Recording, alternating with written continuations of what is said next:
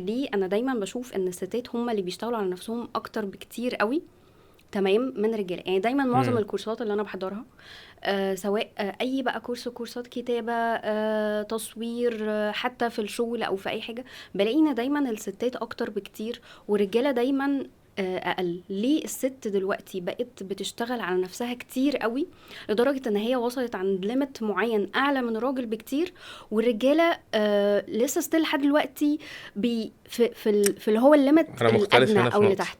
يعني انا تحس ان هو مختلف هنا مكتفي، في انا حاجة. اصلا انا راجل، فاللي هو انا مش محتاج بقى اشتغل على نفسي لا انا مش. بزياده. انا بحس لا بص انا يعني. مش مقتنع بالنقطة دي بصراحة. انا اوكي. شايف ان الرجالة يا عيني برضو طلعان عينيهم. امم. خلينا نبص على الواقع اللي احنا فيه. الواقع اللي احنا فيه، اول نقطة الراجل مطلوب منه ان هو يشقى، امم.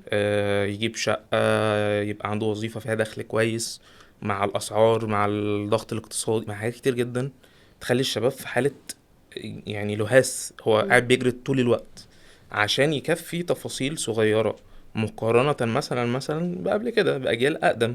فالموضوع دلوقتي بقى أصعب كتير جدا عند الشباب، فدي امم. أول نقطة. تاني نقطة، الستات ممكن تكون مهتمة أكتر بالجانب النفسي، فدي حتة حقيقية جدا.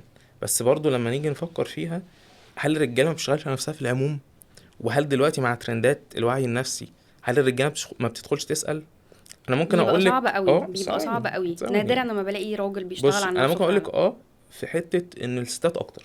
امم. تمام، وده طبيعي، جزء برضو من الميول. اغلب الرجاله بيبقى عندها ميول ميكانيكيه اكتر، هو يفرق معاها اكتر الحاجات الاشياء، بينما الستات حتى في تكوينها بيفرق معاها اكتر العلاقات والحاجات دي كلها. امم. ده بنسبه كبيره. بس لا، انا بشوف يعني مثلا من اكبر دكاتره العلاقات، هتلاقي مثلا دكتور زي محمد طه، ماشي، وفي ناس كتير جدا في الحاجه في المجالات دي هتلاقيهم مميزين جدا. فلما نيجي نفكر فيها هتلاقي كده، مين الجمهور اصلا بتاع دكتور محمد طه؟ هتلاقيه معظمه ستات. وفي رجاله كتير، انا لاحظت ان في رجاله كتير جدا. اه، اوكي. حتى لو يعني احنا بنقول معظم موجود، بس في الاخر تلاقي لا، في رجاله كتير بيشتغلوا على نفسها. وبعدين برضه بيشتغلوا على نفسهم في حاجات تانية في الحقيقة. يعني مثلا هتلاقيهم بياخدوا كورسات تكنيكال اكتر. امم. فهل هنا المغالطه بقى بتاعت ان الراجل ما بيشتغلش على نفسه، هل دي حقيقه؟ بنسبه في تكنيكال الجزء اكتر النفسي. بمعنى ايه؟ طب ما هي الست دلوقتي بتشتغل زيها بالظبط زي الراجل. برضو احنا بنتفحت في الشغل، مم. بنشتغل 8 ساعات كل يوم.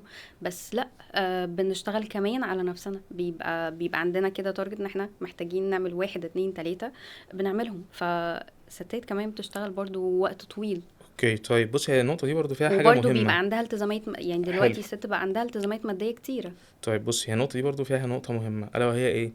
في الاخر الراجل لما بيبقى بيطور نفسه في الشغل، جزء من تطويره لنفسه ده يبقى جزء من الشغل كمان على الكوميونيكيشن سكيلز، الشغل بتاع الليدرشيب، تيم وورك، الحاجات دي كلها من الحاجات اللي هو بتتطور فيه اصلا، بحكم ان هو عايز ينجح في الكارير. في حتة العلاقات، الرجالة ممكن ما يبقاش عندها التركيز ده قوي، ممكن ما تبقاش فاهمة ان العلاقات شقة.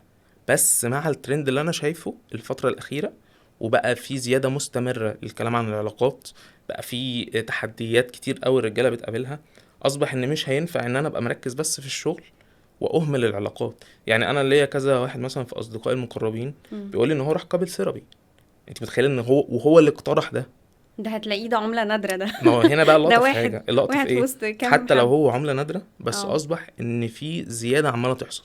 ده من كام سنة ما كانش مقبول، كان غريب، كان هيتشاف إيه ده، قابل السيرابي، كانت حاجة مش منتشرة. بس دلوقتي نقدر نقول لا، في رجالة بتعمل ده، وفي رجالة بتشتغل على نفسها، وفي رجالة شاطرة جدا في الحتة السيكولوجي والحاجات دي كلها.